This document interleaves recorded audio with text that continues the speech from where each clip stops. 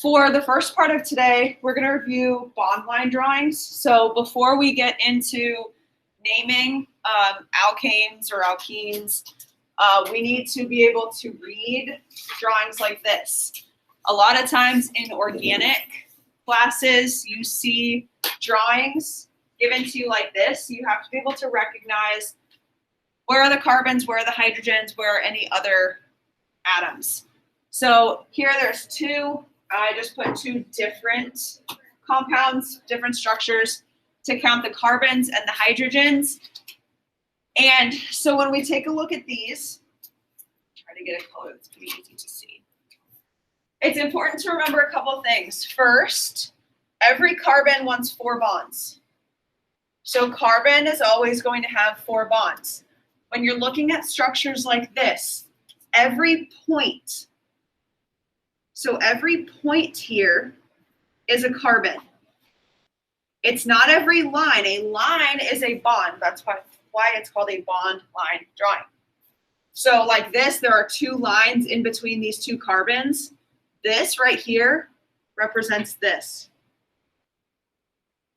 So it's a carbon double bonded to another carbon. So each point here, bless you, each point here is a carbon. So you can actually go through, and if you were to, let's just do dots like this. And then I'm going to circle this. Remember, that's a carbon. There are all of the carbons. So if we count them, 1, 2, 3, 4, 5, 6, 7, 8, 9, 10, 11, 12, 13, 14, 15, 16, 17, 18, if I counted correctly. And so you can see, I gave the name of this, so this is testosterone. This has 18 carbons. Now hydrogens can get a little tricky because for hydrogens, they are what we typically call implicit hydrogens. We see a couple of them here. So here's a hydrogen, we see 3 of them here, 1 of them here. But we don't see hydrogens anywhere else, but they are there. Since carbon always wants 4 bonds, that means that, for example, this one here, this carbon, has 1, 2, 3 bonds around it. It needs 1 more. So it's actually bonded to 1 more hydrogen. This carbon in the middle here has 1, 2, 3, 4 bonds. There are no hydrogens on this.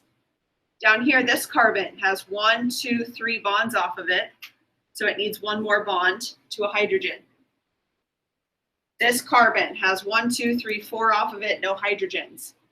This one has only 2 bonds off of it.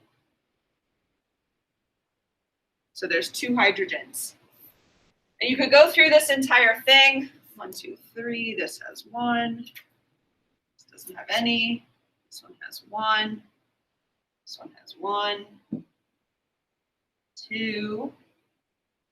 So you just have to go through and see how many bonds do each of these carbons have. So this one right here in the middle, for example, has 1, 2, 3, 4 off of it. So there's no hydrogen off of that one. This has 1, 2, 2, 1. Did I miss any? I think I got them.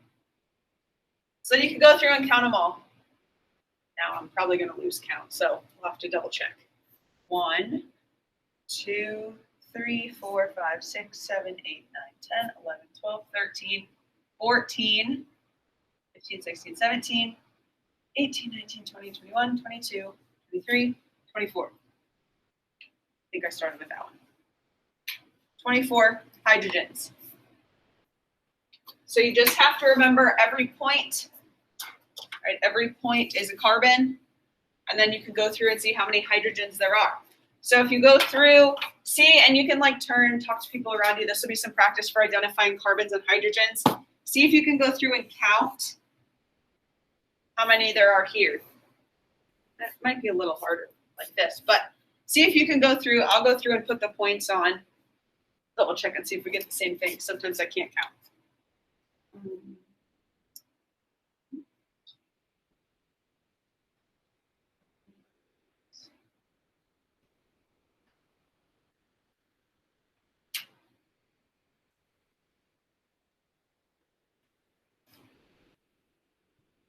carbon. Okay, I already lost count. Oh, man. I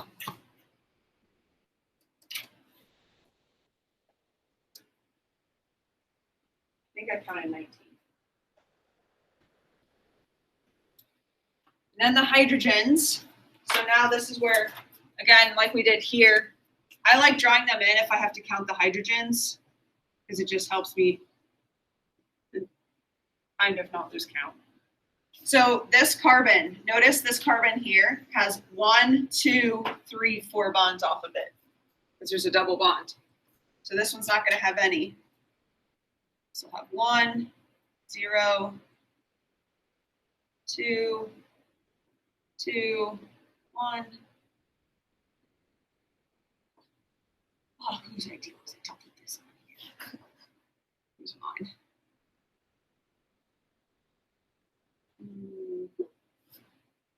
Now to count. 1, 2, 3, 4, 5, 6, 7, 8, 9, 10, 11, 12, 13, 14, 15, 16, 17, 18, 19, 20, 4, 5, 6, 27, 27, I think. Wait, I think you're missing one. Oh man. You need to draw one more. Right, like right in the middle. Right here. I miss any more. I think that's. So then 28. There we go. So recognizing these, right? It was important that you could recognize, right? It's one of the hydrogens because that carbon only had 3 bonds. This is looking up online drawings. This has nothing to do with naming yet. This is just recognizing what is a drawing, where are the carbons, where are the hydrogens. You can still have other atoms as well. We see some O's in here, but just recognizing the carbons and the hydrogens. A couple quick things. If you did not yet sign up for a Remind, make sure to do that. I'm archiving that class today. And then for tomorrow, this morning, the naming alkanes video went up. So now we're going to actually get into naming organic molecules. Now, alkanes, those are all single bonds, so we're not going to get into anything quite like this. We'll start kind of with basic, and then we'll work our way up. Any questions on the do now? So what we're actually going to do is we're just going to continue with some of this practice. We're going to focus really on page 5 and 7. Some of these structures look a little weird. I want to be able to answer some of the questions from the video. There were some really good questions about triple bonds and identifying the carbons in a triple bond on the hydrogens from a triple bond. So again, these are on page 5. We're going to do a couple together. Then I'm going to have you guys work in small groups, and we'll come back, we'll check answers. So looking at these, on page 5, the first part of this just wants you to count the number of carbon atoms. Well, now you actually have this in front of you on a piece of paper, so now you can put those dots to help. So if I want to count the number of carbon atoms, right, in number 2, 1, 2, 3, 4, 5, and then this one at the end is also a carbon. Every corner and end point represents a carbon. So here we have 1, 2, 3, 4, 5, 6. This is a double bond between this carbon and this carbon. It's not every line that's a carbon, it's every corner or end point. Looking at number 3. So each of these corners, here's an oxygen, that's not carbon. But then when we count, 1, 2, 3, 4, 5, 6. Number 4, so this one is one that has a triple bond. So what's important to remember here is that we have a carbon on the end here. We have a carbon right at the end of the triple bond. And then we have another carbon here. So what the first part of this shows is that there is a carbon triple bonded to another carbon, which is single bonded to this carbon. Now, sometimes we see spaces in between the triple bonds, other times we don't. And then again, endpoints and corners are carbon. So this has 1, 2, 3, 4, 5. Now I want to look at number 5, and then I'll have you guys look at the rest with your groups or with a partner. Number 5, it's called a chair conformation. I'm not as worried that you know what that means right now. If you take organic next year, we'll talk more about these and how to draw them. But essentially it comes from a ring structure like this, and you twist it, manipulate it to get something that looks like this. It's still the same thing. Every corner and endpoint is a carbon. All right, now that's a nitrogen. Nitrogen's not carbon. But at the end, this is a carbon. So 1, 2, 3, 4, 5, 6, 7. So I want you guys to try 6 through 11, right? If you want to move around, sit next to somebody, you can. Try 6 through 11. You're just right now counting the carbons. So go through, count them. Why is it intersection in the middle? See where you're. Oh, for 5? Yeah. So this is actually not, this is not actually a point. Imagine like 3-dimensionally, this is like standing upright. So imagine this is like laying down, and then you have like a triangle. It's like this. So that's just showing kind of the 3-dimensional, but these are not actually connected. Is that the same for concrete? Yes. Yeah, this part right here is just showing the lines like 3-dimensionally. This is not a carbon. Yeah, yep. Yeah, so work through 6 through 11. See if you can count your carbons.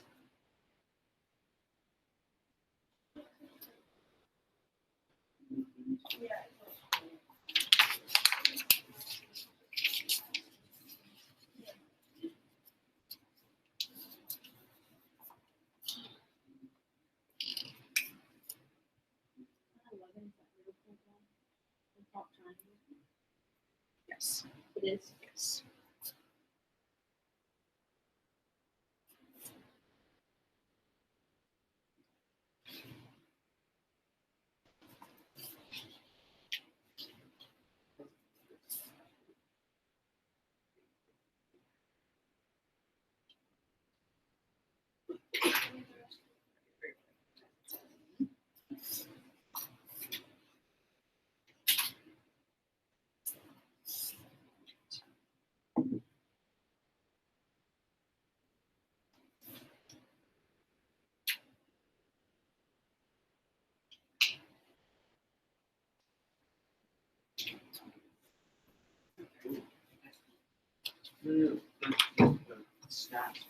So if you want to check, I tried to put the dots for all of the carbons.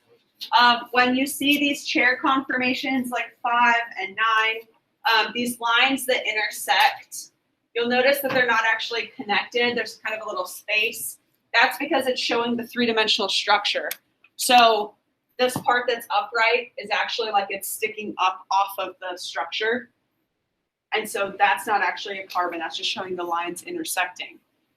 For everything else, anytime you have a corner or an endpoint, so like in 11, every single corner and endpoint, with the exception of the 2 oxygens, are showing carbons. Any questions on this first part? So for number 11, when you said every end of a line is a carbon, unless there's already a molecule there, there's Yes, a carbon. right. Okay.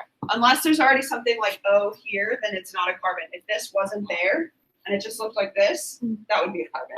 Yep. So the next part of this page says to count the number of hydrogens connected to each carbon.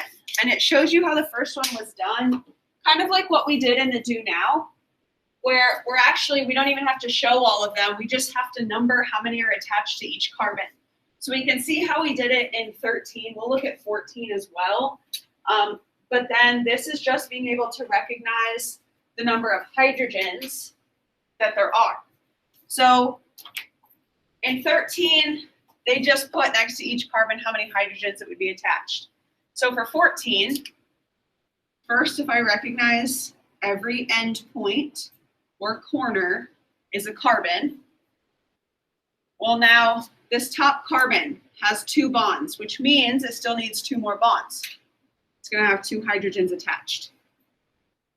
Every one of these part of this ring structure where the carbon has 2 bonds, it's going to have two more hydrogens attached to it. Now this carbon right here in the middle has 1, 2 bonds, 3, 4 from the double bond. So this carbon is going to have 0 hydrogens attached to it.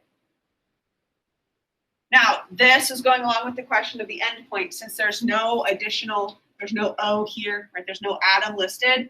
That means this is a carbon. This carbon has 2 bonds, which means it needs 2 more, so it's going to have 2 hydrogens.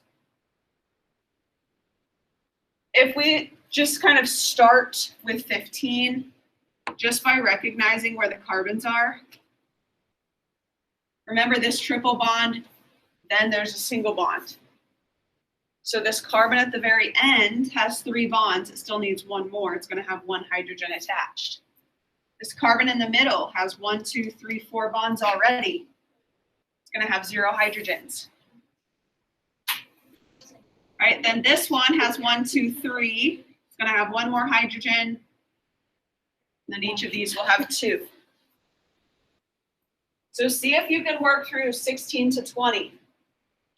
You don't have to show the hydrogens, you just have to count them. Now again, for 17, I'll mark where the carbons are to help you. Each line represents a bond. If you see 2 lines, that's a double bond. So work through 16 to 20. Determine how many hydrogens each carbon would have connected to it.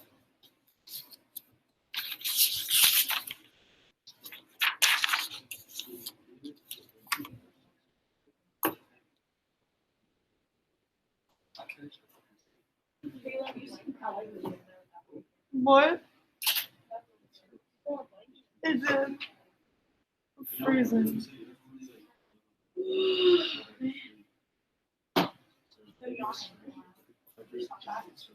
Sorry, you're distracting me from learning. No, I turned around. Cat sneezed and Abby sneezed, and I was like, "Can you guys stop sneezing?" And Abby attacked me. What'd she say? She was like, Yeah, I heard that. I definitely heard that. I definitely heard Abby slam the table. I was scared that you were gonna like jump over. Oh, yeah. I just If there are no crystals in that beaker, I will. What are I you gonna think do? everybody in this class has some. They're small. That's okay. I'm gonna just dump it all on the floor and then leave. Will they grow more? No, they'll be done. So you can check. Just kidding. I Right. don't know who. You can check up here, 16 through 20. Remember, every line is a single bond. Carbon always wants 4 bonds. So carbon always needs 4 bonds because it has 4 orbitals. And so you can always check to see how many hydrogens there are attached just by counting up how many bonds it currently has. Any questions on counting the carbons or counting the hydrogens? So then the last part that we're going to look at, and then we'll actually talk about the lab, is on page 7. So we're going to skip over to page 7. This is where the rest of the problems are. This is looking at drawing a bond line drawing. So you're given the Lewis structure, and then you are actually going to draw the bond line drawing. Now, I did 21 already in the video, but the biggest thing, I kind of give you a hint for 22, and what I said in 22 is to always start by finding the longest chain of carbons. So in 22, the longest chain of carbons, and it's not always a straight line. It just has to be a continuous chain. So 1, 2, 3, 4, 5, 6 is the longest.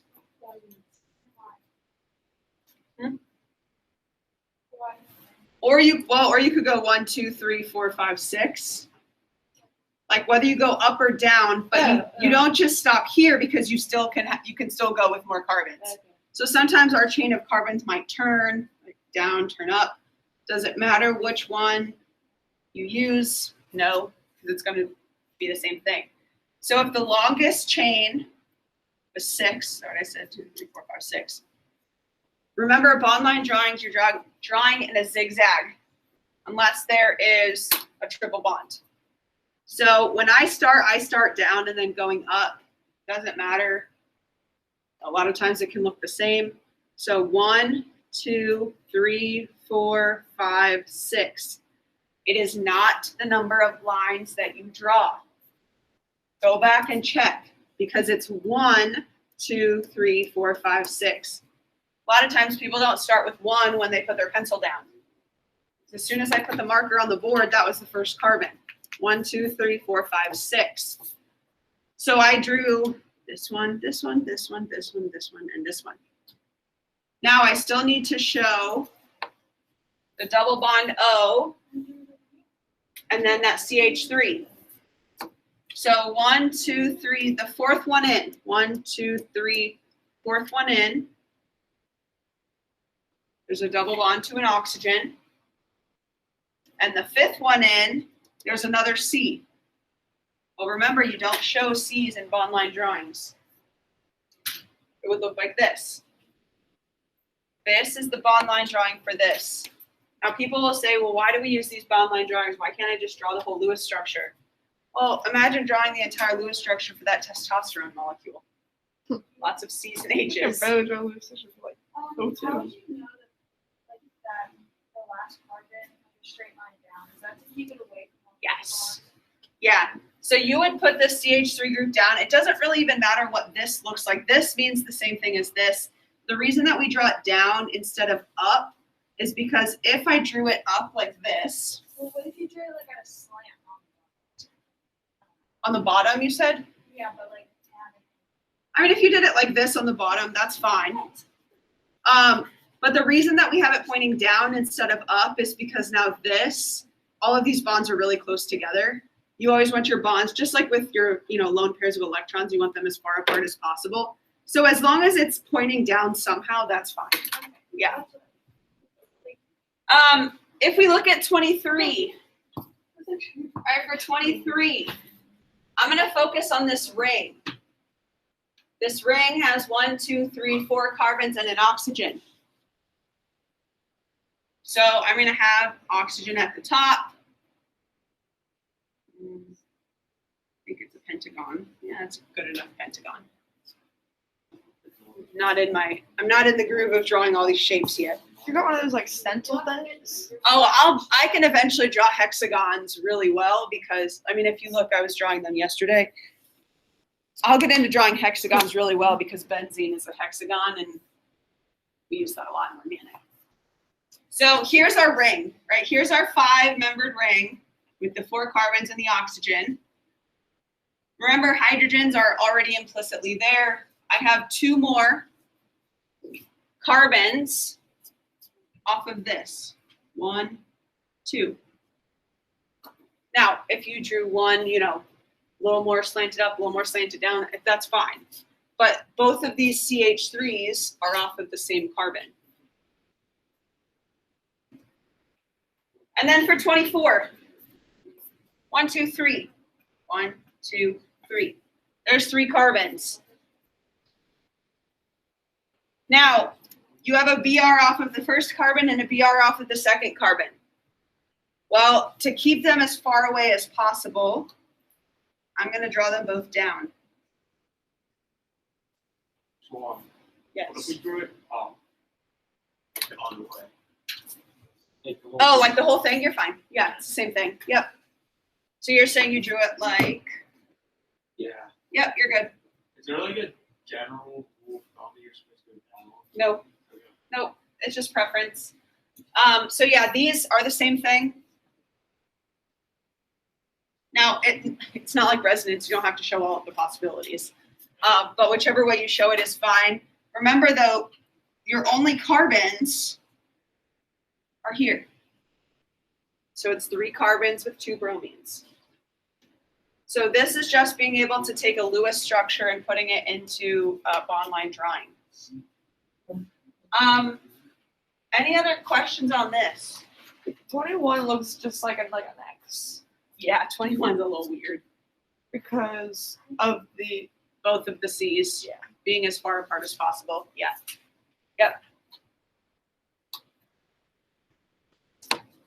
Any other questions on any of these bond line drawings?